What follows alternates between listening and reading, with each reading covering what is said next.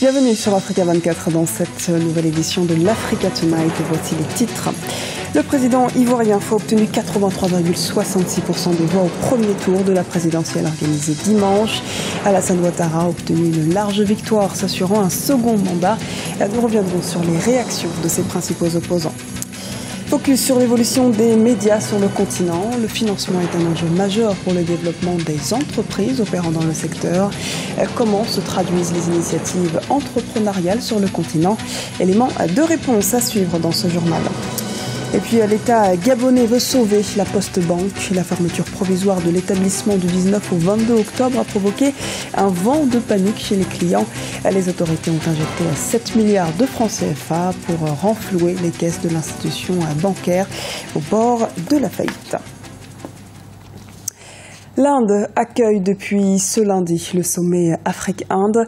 Plus de 40 chefs d'État et délégations des pays africains participent à ce troisième sommet, notamment le président équato-guinéen Teodoro Obiang-Nguema Mbasogo, qui échangera avec plusieurs leaders économiques indiens et asiatiques. Lors de ce sommet, il sera donc question de coopération politique, mais surtout économique. Les échanges entre l'Inde et l'Afrique sont passés de 3 milliards de dollars en 2000 à 70 milliards de dollars en 2014 selon Delhi. Le rassemblement devrait permettre à l'Inde de s'implanter sur un continent où son grand rival chinois a pris de l'avance avec des échanges qui ont atteint 200 milliards de dollars l'an dernier. En Côte d'Ivoire, les résultats provisoires de l'élection présidentielle du 25 octobre ont été publiés par la commission électorale indépendante ce mercredi et le chef de l'État sortant, Alassane Ouattara, a été réélu. Une victoire reconnue par ses principaux adversaires, notamment Pascal Affi-N'Guessan, le président du Front populaire ivoirien, arrivé deuxième. Les précisions dans ce reportage de notre correspondant en Côte d'Ivoire, Olivier Conan. Nouveau mandat à la tête de la Côte d'Ivoire pour Alassane Ouattara. La commission électorale indépendante a publié les résultats provisoires de l'élection présidentielle du 25 octobre. Le chef de l'État sortant a été réélu dès le premier tour du scrutin avec 83,66% des voix. Il est suivi en deuxième position par Pascal Affi-N'Guessan, candidat du FPI, Front populaire ivoirien. Ce dernier a obtenu 9,29% des suffrages. Kwadjo Konan Bertin dit Kakabe est troisième avec 3,88% de voix.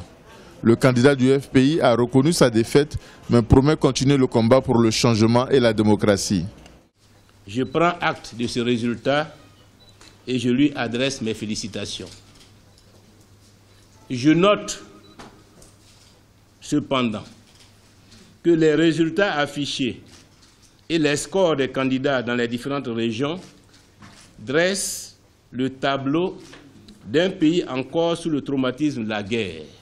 Ce scrutin confirme que le pays a besoin de réconciliation et de démocratie.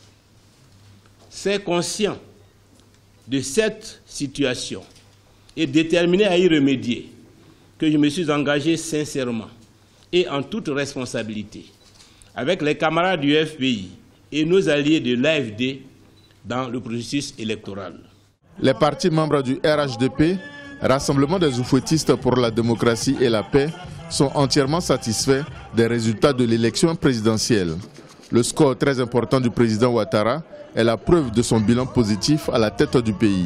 Le président Alassane Ouattara a gagné à 83%. C'est un plébiscite. Deuxièmement, sur 32 régions aujourd'hui, le RHDP a gagné dans 31 régions. Ce qui n'a jamais existé en Côte d'Ivoire. C'est historiquement un événement. Donc le président Ouattara, aujourd'hui, après un premier mandat, a eu donc l'adhésion de 31 régions, contrairement en 2010. Après la publication par la commission électorale indépendante des résultats provisoires de l'élection présidentielle, c'est au tour du Conseil constitutionnel de recevoir et proclamer les résultats définitifs de l'élection présidentielle du 25 octobre 2015. Enjeux et perspectives des travaux à haute intensité de main-d'œuvre au Bénin. La méthode IMO semble être efficace pour résorber le problème de sous-emploi grâce à une protection sociale dans les campagnes. Cotonou accueille en ce sens depuis le 26 octobre un séminaire régional à ce sujet. L'objectif étant d'identifier les défis, en particulier concernant la construction des pistes rurales. Les explications dans ce reportage de Lefty Ounou, notre correspondant au Bénin. La méthode de la haute intensité de main-d'œuvre IMO est de plus en plus utilisée dans la construction des réseaux de pistes rurales en Afrique et au Bénin. Pour permettre aux praticiens des pays africains de partager leurs expériences et d'identifier les moyens de promouvoir l'utilisation généralisée et rentable de l'approche IMO, Cotonou, la capitale économique béninoise, a accueilli la 16e édition du séminaire régional sur cette méthode. La pratique de l'approche IMO se faisait remarquer au Bénin depuis 1990 à travers les travaux de réaménagement de pistes rurales. Au-delà des emplois générés pour les couches défavorisées, cette approche promeut la gente féminine. Le chantier école que nous avons eu à Gogounou était constitué à plus de 50% des femmes. Au-delà du fait que ce sont elles qui vendent et qui donnent, qui vendent à manger aux ouvriers, il y en a qui étaient chefs d'équipe, qui étaient formatrices et qui mettaient effectivement la main à la terre. Le Bénin compte 6076 km de routes qui permet de relier les grandes villes.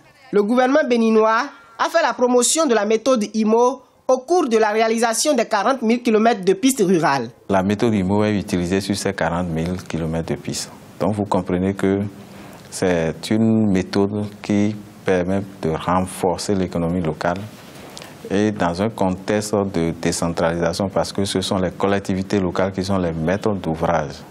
Les maîtres d'ouvrage en ce qui concerne la passation, en ce qui concerne le suivi, l'exécution.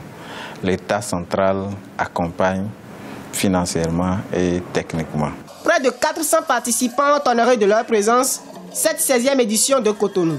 Le Bénin assure les rênes de la haute intensité de main-d'œuvre IMO pour le compte de cette édition pendant 2 ans. L'appropriation de la méthode IMO lors des constructions des infrastructures de transport rural s'observe dans 76 des 77. Opération à sauvetage de la Poste Banque au Gabon. Les clients prennent d'assaut cet établissement bancaire depuis plusieurs jours, craignant qu'il ne fasse faillite. Le gouvernement et le nouveau PDG ont donc pris des mesures pour lui venir en aide. Reportage de Douglas Toutoum, notre correspondant au Gabon. Depuis la fin du mois de septembre 2015, la Poste Banque au Gabon connaît de grosses difficultés financières. L'État a pris des mesures pour éviter la faillite à la banque. La première mesure a été de nommer un nouveau président directeur général. Le nouveau patron a aussitôt engagé le processus de redressement de l'établissement. Pourtant, plusieurs clients affirment avoir perdu la confiance de leur banque. Depuis le 25, je voudrais prendre mon argent. Jusqu'à ce jour, vous-même vous voyez, on est en train de faire la queue. Mais on ne nous dit rien, il n'y a aucune information. Nous sommes arrivés le 23 à la Poste et nous ont dit qu'il n'était pas possible de dépasser 50 000 francs. Je suis venu pour clôturer mon compte à la Poste Banque parce que je ne suis pas satisfait de ce qui se passe. Lorsque le contrat de confiance est rompu, en fait, c'est ça le problème. Depuis sa nomination il y a une semaine, le nouveau PDG de la Poste Banque multiplie les réunions pour mieux comprendre le problème.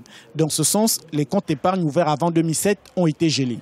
Ils seraient au centre de nombreuses erreurs de comptabilité survenues dans cet établissement et à l'origine de la crise. Les fonctionnaires n'ont aucune limite sur leur salaire. Les limites qui ont été mises en place concernent les comptes d'épargne, où nous avons des incertitudes à vérifier.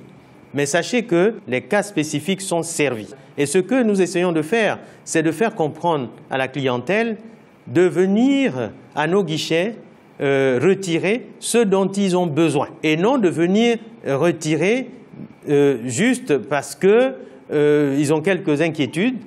Toutes les garanties sont en place. Des faiblesses dans l'organisation, les outils et procédures de la Poste Banque sont autant de critères à l'origine des turbulences que traverse l'établissement.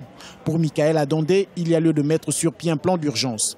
Il entend dans un premier temps stabiliser la situation, arrêter la saignée, revoir le plan stratégique, sécuriser les épargnants et amener la Poste Banque à fonctionner comme toutes les autres.